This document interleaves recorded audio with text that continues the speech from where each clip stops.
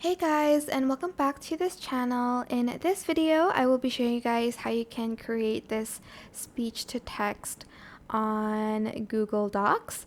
So you are going to basically select the tools section here, and then you're going to select voice typing. So you're going to select click to speak here, and you can select the languages that they have. They have a few. I'm just going to select the English United States one, and you're just going to click this to speak and press allow, and hopefully whatever I talk will be like typed in like that. See, as you can see, you can just talk and it just will type whatever you say. It just makes typing essays easier because you don't really type, you just talk. So once you're done, you're just going to select this mic again. And that is it. I hope this tutorial was helpful for you guys. Don't forget to like, comment, share. Also subscribe to this channel if you haven't done that already.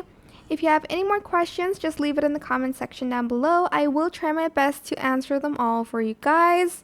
And if you found this video helpful, please click the thanks button above the description box down below. Thank you so much for watching. Bye!